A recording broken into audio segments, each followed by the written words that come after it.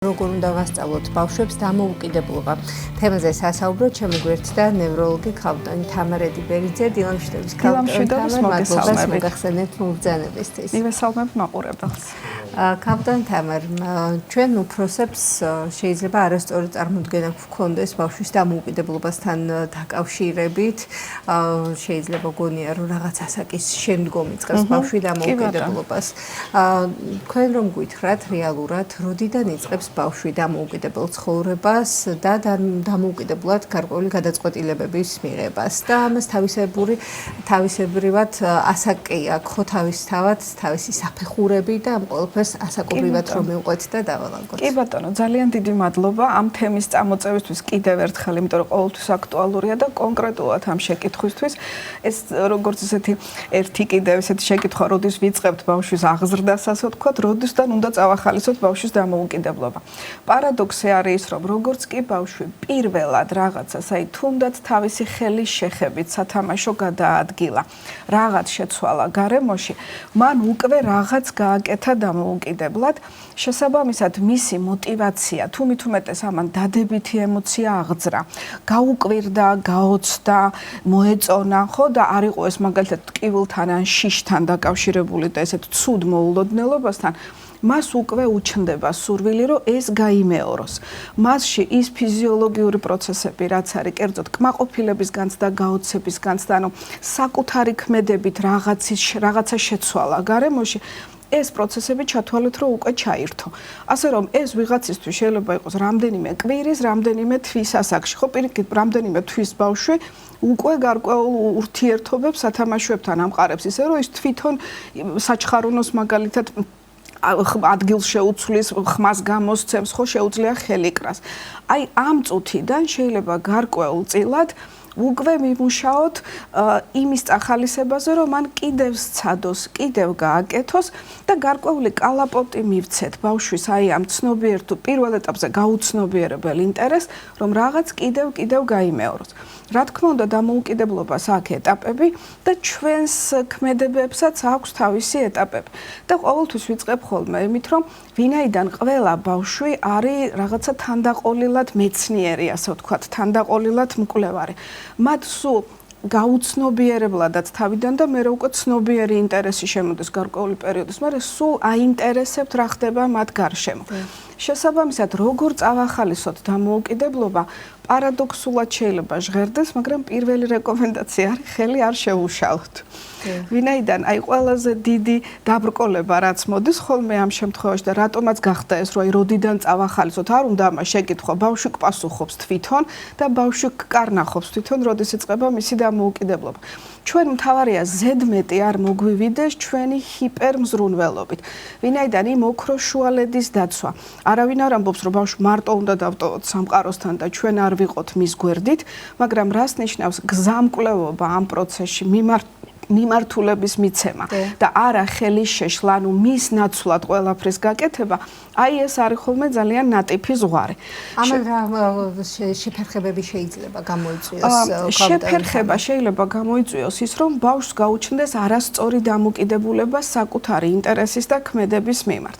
თუ ჩვენ გადავედით შენიშვნების მიცემაზე, თუ ჩვენ გადავედით მეტისმეტად მძაფრ და ცუდ რეაქციაზე, რომ ვაიმე გაუშვი ხელი, ვაიმე არ შეიძლება, ვაიმე არ იტკინოს, ვაიმე არ გატეხოს, ხო, ამ მიმართულებით, ანუ გადაჭარბებულად მოგვივიდა. და გადაჭარბებულად მოგვივიდა ეს, რომ ყველაფერს ვაკეთებთ მის მაგივრად, მაშინაც კი, როდესაც მას გარკვეული ეტაპების დამოუკიდებლად გავლა უკვე შეუძლია. ამიტომ როგორც კი ვატყობთ, რომ მას თუნდაც მინიმალური ნაწილი პირდაპირ მთლიან უნარს ხო ვერ განახორციელებს ბავშვი, მაგრამ გარკვეული ეტაპი მას უკვე დამოუკიდებლადაც შეუძლია, ძალიან მნიშვნელოვანია ამ ეტაპის წახალისება უკვე, ხო? მაგალითად, ინტერესი გამოიჩინა, რომ თვითონ აიღოს სათამაშო, მიეცით საშუალება აიღოს სათამაშო, ჩვენი როლი რა შეიძლება იყოს, უფრო მსუბუქი შევურჩიე, ადვილად ხელმოსაკიდები, ანუ ტარი რო უფრო კომფორტული კონდეს, ხო? არ კონდეს მეტისმეტად წვეტიანი ის, რომ შემთხვევით არ დაიზიანოს, ხო? მაგრამ გარკვეულად ის, რომ კი აიღე და აი ეს შენ თვითონ გააჩხარუნე, სხვა სათამაშოს მაგალითად მე გავაჩხარებ. მაგალითად, კვების პროცესში. პირველი 3 წელი ხო მაინც უფრო საბაზისო უნარებია, ასე ვთქვათ, ხო? თვითმოვლა, თვითკვება, ჰიგიენის დაცვა, ხო? ეხლა იმაზე არ ვსაუბრობთ ჩვენ, რომ მოტორ მოტორული უნარები ასევე დამოუკიდებლობაა, როგორც კი ბავშვმა თავი დაიჭირა, წამოჯდომა სცადა, როგორც კი პირველი ნაბიჯები სცადა, ესეც დამოუკიდებლობის ნაწილია და აქაც ალბათ მნიშვნელოვანია, რომ ხელი არ შევუშალოთ, ვინაიდან უსაფრთხოების თვალსაზრისით ხშირად არის ხოლმე, რომ დიდხანს გვყავს ხელში აყვანილი, მაშინ როდესაც მას უკვე შეუძლია პირველი ნაბიჯები მოსინჯოს, ხო? უბრალოდ ჩვენ დიდხანს არ დავტოვებთ, მაგალითად დამჯდარ ბავშვს დიდხანს არ დავტოვებთ, მაგრამ მივაჩვევთ იმას, რომ რამდენიმე თვის ბავშვი უკვე წამომჯდარ პოზიციაში ცოტა ხანი მიზის, რომ მან დააფიქსიროს განსხვავება მწოლიარე და მჯდომარე პოზიციაში და мотиваცია ქონდეს, რომ დამჯდარ პოზიციაში უკეთესად ხედავს სამყაროს, ამიტომ შემდეგზე უფრო მოინდომებს. მაგრამ ის რასაც განსაკუთრებით აი აქტიურად თან სწავლება, მიზანმიმართულად სწავლება ჭირდება, ხოლმე ეს არის ადაპტური უნარები მაინც, ხო? დამოუკიდებლად მიიღო საკვები, მაგალითად დამოუკიდებლად დაიბანა, დამოუკიდებლად ჩაიცვა და ასე შემდეგ. ანუ როგორც კი ბავშვს უკვე შეუძლია ტაცების განხორციელება, მას ერთი კოვზი, ანუ რაღაც კოვზი შეიძლება ხელში მივცეთ და უკვე თუნდაც რაღაცა ფორმით ვაჩვენოთ, როგორ შეიძლება თვითონაც აიღოს ის ულუფა, მაგალითად, ხო? მაგრამ აქ რა არის? ტარი უნდა იყოს უფრო კომფორტული, უფრო მსხვილი, თებში უნდა იყოს უფრო ზედმეტად ფრიალა თებშიდან გაუჭირდება, ხო? ცოტა სიღრმე უნდა ქონდეს, რომ აი მოსდოს, ასე ვთქვათ, ხო? კუთხეში ეს. სასურველიება მოჭიდებაც თუ ეკნება მაგიდაზე. პირთან მიტანას რაც შეეხება, ცოტა მეტი დრო ჭირდება. დასაწყისში უფრო უადვილდება მყარი საკვები აიღოს ხელით და პირში ჩაიდოს და უკვე წავახალისებ, რომ პატარა დაუშვათ ლუკმან, ხო? პატარა ნატეხი, რომელიმე რაც არ მეშინია, რომ გადასცდება, ასე ვთქვათ და პირში გადნება და დაღეჭვაც არ ჭირდება. იმას წავახალისებ, შემდეგ უკვე კოვზის პირთან მიტანასაც წავახალისებ და ამ დროს ნახეთ შეიძლება ძირითადი ულუფა მაინც მევაჭამო საბოლოო ჯამში, მთლიან ულუფას რა თქმა უნდა, 1 წლის და ესეთ თვეების ბავშვი ვერ მიიღებს დამოუკიდებლად, მაგრამ თუნდაც ის რამდენიმე ლუკმა დასაწყისში, განსაკუთრებით როცა უფრო მოშიებულია, როცა უფრო მოტივირებულია, ნახეთ კოვზი კი არ მიჭირავს, მე ხელით ვანიშნებ, პოზიციას ვაჩვენებ, იდაყვი მიჭირავს, რომ პირთან მიიტანოს ადვილად, ხო? და მე მეორე, მესამე, მეოთხე წელზე თვითონვე მიხვდებით, რომ ის უკეთესად და უკეთესად აკეთებს ამას. ამავე პერიოდში და ეს არ ეხება მხოლოდ ადრეულ ასაკის ბავშვს, ნებისმიერ უნარზე შეიძლება განვაზოგადოთ ეს მაგალითის მიცემა. დემონსტრირება მის თვალწინ, ეს არის ყოველთვის მნიშვნელოვანი. ეს იქნება მოტორული უნარი, ეს იქნება შემეცნებითი უნარი თუ ასე შემდეგ, ხო და რაც არ უნდა ნატიფი იყოს, მაგალითად დამოუკიდებლად ყვება იქნება, თასმები შეკვრა იქნება თუ ასე ვთქვათ სხვა. გულისხმობ რას, ბავშვს ყავს პარტნიორი და მოდელი. ანუ ერთია რომ ჩვენ ბავშვს ვაჭმევთ, სასურველია რომ ვინმე არის მოპირდაპირე მხარეს ბავშვის მხედველობის ზონაში, რომელიც ასევე ჭამს. და ასევე მან ანუ იმ კოვს მოიხმარს, იგივე ჩანგალს მოიხმარს მაგალითად, ხო? ისევე ხელით უჭირავს რაღაც საკვები და მიიტანა პირთან. ვინაიდან და რაც უფრო ავტორიტეტია ეს ადამიანი, საყვარელი ადამიანი, ჩვენ მიბაძვის სურვილი სულ გვიჩნდება. ეს არის დამატებითი мотиваცია ბავშვისთვის, რომ გაიმეოროს, რასაც ხედავს, მას დედიკოსავით, მამიკოსავით, ბებიასავით გააკეთოს რაღაც манипуლირება და ჩვენ გვაქვს სარკისებური ნეირონები მათ შორის, რომელიც კარგად ირეკლავს ემოციასაც და იმ გამოცდილებასაც, რაც ჩვენს გარშემო ხდება და ნახეთ, თავის ტვინი აღმოჩნდა, რომ უკვე აკეთებს გარკვეულ დასკვნებს. ნახეთ, როგორ ხორციელდება ესა თუ ის მოქმედება ქვეცნობიერ დონეზეც, ანუ გარკვეული ეტაპები, ხო, აქ მაგალითად კოვზის პირთან მიტანას, ხო? მოვკიდე ხელი, გავაკეთე манипуლაცია, მივიტანე პირთან. აღმოჩნდა, რომ ეს დამატებით ეხმარება თავის ტვინს, სტრატეგიულად ნაბიჯებად ჩაშალოს ის ქმედება, რაც რეალურად თვითონაც უნდა განახორციელოს. ანუ აი ესეთი მაგალითის ფონზე უფრო ადვილია იმ განვითარებადი ტვინისთვისაც გეკურება ბრძანება, აი გამზადებული ის მიიღოს პროგრამა, ასე ვთქვათ, მისმა ტვინმა ეს როგორ გააკეთოს. ამიტომ ვასწავლი თასმების შეკვრას თვითონაც, მაგრამ წინ ვიღაც იკრავს დაუშვათ თასმას თვითონ. და ეს ახლა მაინდამაინც ფეხსაცმელი არა, შეიძლება ნებისმიერ აქტივობა შეიძლება ემსახურებოდეს ეს. დიახ, შიშებთან დაკავშირებით მინდა კიდევ ვკითხოთ ქალბატონ თამარ, იმიტომ რომ ესეც შეიძლება იყოს გარკვეულწილად შემაფერხებელი ბავშვის განვითარებისთვის, იგივე როდესაც რაღაცას გატეხავს და ჩვენ შეიძლება დავსაჯოთ, ან ხმამაღლა მიმართოთ ან ასე შემდეგ და მან უკვე ვთქვათ ეს რაღაცა ქმედება, მას სულაც არ უნდა და ეს რომ გაეტეხა, ვთქვათ, აღება უნდა და გაუწყდა შემთხვევით, ან აინტერესებდა რა ხმა ჰქონდა, როგორ ხმას გამოსცემს და ასე შემდეგ. აი ეს ყველაფერი ალბათ არის კავშირი განვითარებასთან. რა თქმა უნდა, არის კავშირში განვითარებასთან, რა თქმა უნდა, არის კავშირში ზუსტად იმ мотивაციასთან, როგორ განახორციელოს შემდეგი ეტაპები, როგორ გადავიდეს დამოუკიდებლობის შემდგომ ეტაპზე. ის რაც თქვენ თქვით, შიში არის, ანუ არასწორი მოლოდინი სიტყვაზე, ან სასჯელის, დასჯის მოლოდინი, ასე ვთქვათ, ხო? ეს მთლიანად არის ჩვენი პასუხისმგებლობა, ანუ ეს არის არასწორი რეაგირება ბავშვის მცდელობაზე. რა თქმა უნდა, ზრდასრულთან მიმართებაში ყოველთვის ვამბობთ, რომ დამოუკიდებლობას ვასწავლით, ეს არის გაცნობიერებული, მიზანმიმართული, თანმიმდევრული პროცესი, რომელსაც უნდა მოთმინება, რომელსაც უნდა თანმიმდევრობა და ჩვენი პასუხისმგებლობა, რა თქმა უნდა, უფრო მეტია. წარუმატებელი შემთხვევების დაშვება არის აუცილებელი მდგომარეობა და ის, რომ შეცდომებით არსებობს და შეცდომების გარეშე ვერ ვისწავლით. შეუძლებელია არ დამეღვაროს, შეუძლებელია არ დამექცეს, შეუძლებელია არ გადამივარდეს და ისე ვისწავლო რაღაცა უნარი დავუშვათ თავიდან ბოლომდე. ამ დროს, ამიტომ, ნახეთ, იმის მიუხედავად, რომ ჩვენ დამოუკიდებლობას წავახალისებთ, არ ნიშნავს, რომ ბავშვს ტოვებთ მარტო. მაგრამ არ ვაკეთებ მის მაგივრად ვაძლევ მიმართულებას. ეს რა არის? ფრთხილად, ნელა მოიცა, აი ასე, მიდი ცოტაც, არა პირიქით, აი ასე, აი მოიცა ესე. ანუ მის ხელებთ, მის ნაცვლად კი არ უკრავ მაგალითად თასმას. მიმართულებას ვაძლევ მის ხელებს, მის თითებს, აი მოიცა, აქეთ დარჩა მაგალითად ეს. ის რაც უფრო მსხრევადია, უფრო დიდია, ფრთხილად ცოტა მძიმეა, ნახე, დააკვირდე. აი ასე ჯობია ხელი მოკიდო, ნახე, ასე შეიძლება გაგვივარდეს, ხო? მოდი ვცადოთ. და პირველად, რა თქმა უნდა, პირდაპირ მძიმე ჭიქას არ მივცემ და მივცემ უფრო მსუბუქს. თუ მაინც და მაინც ჩემი ჭიქა უნდა, როგორც ესეთი და აუცილებლად ჩემი ნივთი უნდა, ამ შემთხვევაშიც ვეუბნები, რომ მოიცა ეს ცოტა დიდია, მოდი ერთად გავაკეთოთ, მოდი დაგეხმარები, მაგრამ დაგეხმარები არ ნიშნავს, რომ შენს მაგივრად გავაკეთებ, ხო? ის რომ დაგვექცა, ნახეთ, შეცდომები ყოველთვის არსებობს. ამ დროს არის კრიტიკულად მნიშვნელოვანი, რომ ჩვენ ვრჩებით მშვიდად და ნახეთ, ერთის მხრით აღვნიშნეთ, რომ უი, ცუდი რამე დაგვემართა. ეს ახლა ჯობდა არ მომხდარიყო, მაგრამ ის უნდა გამოვასწოროთ, ნახეთ, დაგვექცა წყალი. აბა მოიცა ერთი წუთი გავჩერდით, ეხა გვინდა ტილო. აბა სად არის ტილო? მოდი მოვწმინდეთ, აი ეხა ვასწავლე ამ შეცდომის გამოსწორებასაც ამ შემთხვევაში, ხო? ანუ ტილო შეიძლება თვითონ მოიტანოს. თუ რამე ნამსხვრევებია, ვეუბნები, რომ მოიცა ცოტა ხანი არ გადმოხვიდე, მე მოვაგვარებ ეხა ცოტა ხანი ამ ნამსხვრევებს, ანუ ყურადღებას ვუმახვილებ, ეს შეიძლება შეგვერჭოს, მაგრამ აი დავუშვათ რას ვაკეთებ ამისთვის, ანუ ჩემი ქმედებებიც მის თვალწინ არის, ნახეთ, კი არ ვეუბნები, რომ გადიახლა შენ სხვა ოთახში და ეს რაკენიდან რაღაცა უსაქციელო და ასე შემდეგ და ეხა რა მეშველება და აი როგორ საქმე მომიმატე და ასე შემდეგ. ეხმარება თავისთავად ხო სხვა ადამიანთან ურთიერთობაში ის რომ ეძებს გამოსავალს, როგორ მოხდეს შეცდომის გამოსწორება და არა ის რომ როგორ დავსაჯო ეს ადამიანი ვინც შეცდომა დაუშვა. ზუსტად ის რომ შეცდომის შემთხვევაში ყოველთვის უნდა ვეძებოთ გამოსავალი, როგორ გამოვასწოროთ. ანუ ამაზე ქოთქოთს და რაღაცა გლოვას აზრი არა, იმ წუთში ყოველ შემთხვევაში პირველი უნდა ვეძებოთ გამოსავალი.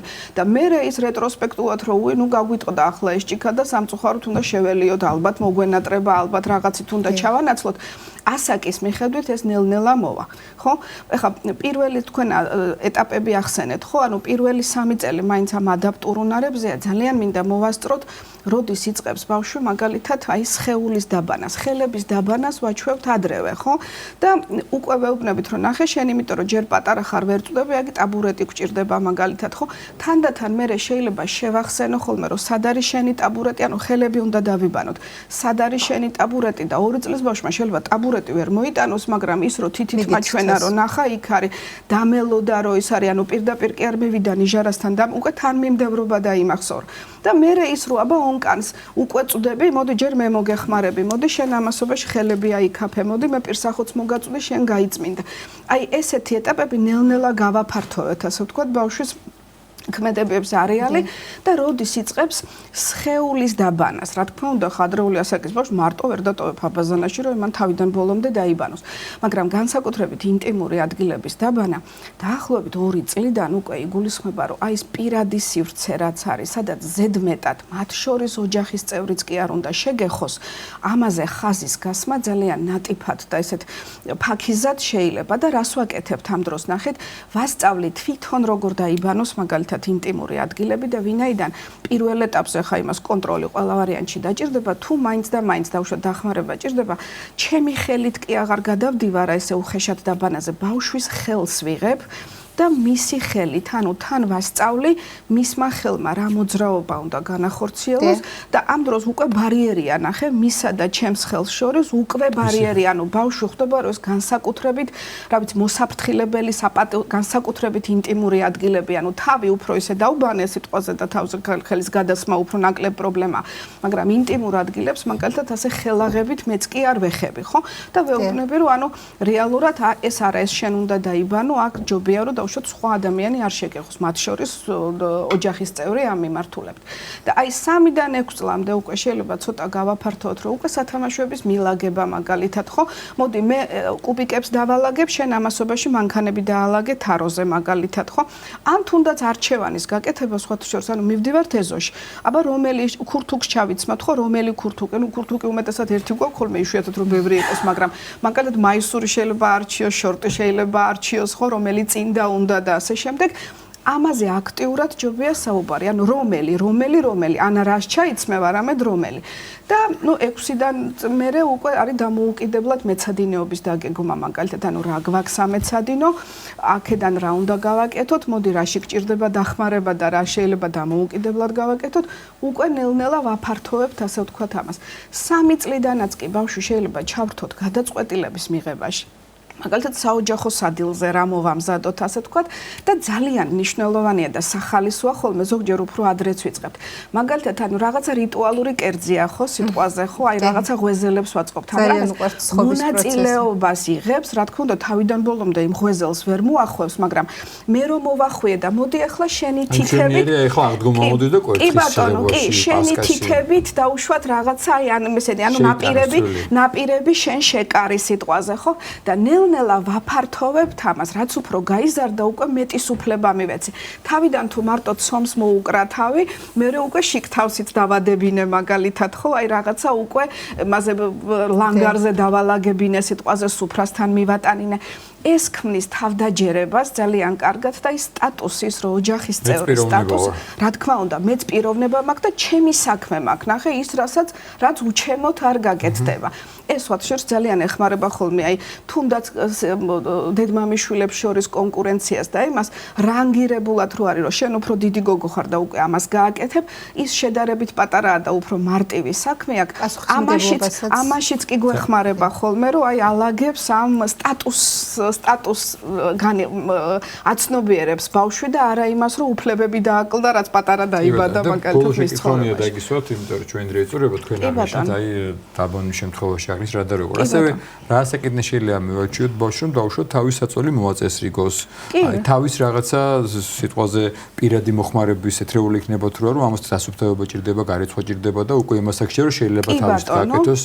ეს ძალიან მნიშვნელოვანი არის ალბათ ისიც, მაგრამ ამასაც კითხავ და გეტყვით ესეც, რომ აუხსნათ მშობლებს და ოჯახის წევრებს, იმიტომ რომ ოჯახში როდესაც ბევრი ადამიანი ცხოვრობს სხვადასხვა ასაკის, მით უმეტეს პაპა ბებიებს, დეიდებს და ასე შემდეგ ყველას უყვართ განებივრება პატარების. ხომ მშობლები უფრო ცდილობენ რომ რაღაც გარკვეულ ჩარჩოებში, ზომიერებაში მოაქციან, მაგრამ სხვა ოჯახის წევრს შეიძლება ჰქონდეს უფრო ჰიპერმზრუნველობა, ასე ვთქვათ. ამ შემთხვევაში იბნევა ალბათ ბავშვი თავისთავად, რომელი მოქმედება არის სწორი. შეიძლება გაიგებთ ხო, ჩემი ბავშვი და ბავშვი არის 28 წლის. ეს ყველაფერი სწორად რომ კიდე ცალკე თემაა ქართულ და თვითონ არ აქვს მხოლოდ ქართულ სივრცეში. ძალიან კარგი აქცენტები იყო. ერთის მხრივ აი ესეთი ზუსტად ეს თვითმოვლის, ანუ ოთახის მოწესრიგების ფენომენი, რომელიც არის სადღაც 4-5, ნუ სასკოლო ასაკის ბავშვს ყველა ვარიანტში შეიძლება ეს მოვთხოვოთ, უბრალოდ შესასრულებელი სამუშაო შეიძლება იყოს სხვადასხვა მასშტაბის, ასე ვთქვათ, ხო? 3 და 4 წლის სრულად ვერ განახორციელებს ამას, მაგრამ ის რომ ბალიში თავის ადგილას დააბრუნოს მაგალითად, ხო? თავისი სათამაშო, რომლითაც ეძინა ღამე თაროზე დააბრუნოს და არ დატოვოს საწოლში. პიჟამა, რომელიც გაიხადა მაგალითად, სადაც ვეტყვით, მოათავსოს შესაბამის სკამზე ან მოათავსოს საწოლზე და არ დააგდოს იატაკზე. მაგალითად, აქ უკვე შეიძლება 3, 4, 5 წლის ბავშვთან თავისუფლად ვიმუშაოთ ამაზე. რაც უფრო დიდია ბავშვი და რაც უფრო სიმაღლეშიც იმატებს ისე რომ მიწუდა სიტყვაზე გადასაფარებელს და ასე შემდეგ, რა თქმა უნდა, უკვე სასკოლო ასაკის ბავშვი წესით უნდა ახერხებდეს თავისი საწოლის, ასე ვთქვათ, მოწესრიგებას. ტანსაცმელს რაც შეეხება ის რომ რო გავიხადეთ, ნახეთ, ხა 3 და 4 წლის ბავშვიც ჩემი თანდასწრებით ბანაობს, ხო? მაინც ძირითადად მე მეთვალყურეთ იქვე, მაგრამ ის რო გაიხადა სიტყვაზე ტრუსი გაიხადა, მაისური გაიხადა, თვითონ ჩადო კალათაში, ანუ იქვე კი არ დააგდო, ან მე კი არ გავაკეთე, ეს იქ ჩააგდე, მაისური იქ ჩააგდე, მაგალითად თუ ვახარისხებთ ამას, ხო? ეხლა ანუ სუფთა მაგალითად აი სუფთა პირსახოცი, სუფთა გამოსაცვლელი ტანსაცმელი აქ მოათავსე რომ მე ავიღოთ სიტყვაზე, ეს რა თქმა უნდა უკვე შეიძლება. რაც შეეხება ოჯახის ჩართულობას და დავასრულოთ. ეს არის ძალიან მნიშვნელოვანი თემა, ერთი ტიპის მიდგომა, ერთგვაროვანი მიდგომა წესების მიმართ კრიტიკულად მნიშვნელოვანია, ვინაიდან ჩვენ ყველას გვინდა როცა გვემსახურებიან და რაღაცა და უშუალოდ ჩვენს ნაცვლად რამეს აკეთებენ, ამიტომ ერთის მხრივ მშობელი მაგალითად ახალისებდეს რომ შენით ჭამე, შენით აიღებ ლამის ბუტერბროდის გამზადებას ვასწავლი სიტყვაზე სასკოლო ასაკის ბავშვს და მე მეორე წუთას ძირითადად ბებია ბაბუებს ემართებათ ხოლმე ეს ზედმეტი კიდე იმითი ანუ მონატრებით სიტყვაზე რომ ამ დროს 6 წლის ბავშვი ტახტზეა წამოწოლილი და ბებია ხელით აჭმევს ხაჭაპურს, მაშინ როცა ის მულტფილმს უყურებს, მაშინ როცა დედა ეუბნება რომ ბუტერბროდიც კი აიღე პურის ნაჭერი დაადე ყველი მაგალითად გადაუსვი ზემოდან რამე ესეთი соуსი, ეს რა თქმა უნდა შეუსაბამობაა და აბნევს. კი ანუ სულ გონიათ რომ მე ვინც დამოუკიდებლობას აძალებს, იმას თითქოს ნაკლებად უყვარს და ის თითქოს აწვალებს და ჯობია შეთანხმებულად მოქმედება ისევ ზრდასრულებად ჯობია ერთმანეთთან შევათანხმოთ ეს წესი. მადლობთ ქალბატონ თამარ მოგზაურობისთვის, საინტერესო საუბრისთვის და რჩევებისთვის. თქვენ მადლობა. თქვენ კი შეგახსენებთ სტუდიის სტუმარი გახდათ ნევროლოგი ქალბატონი თამარ ედიბერიძე.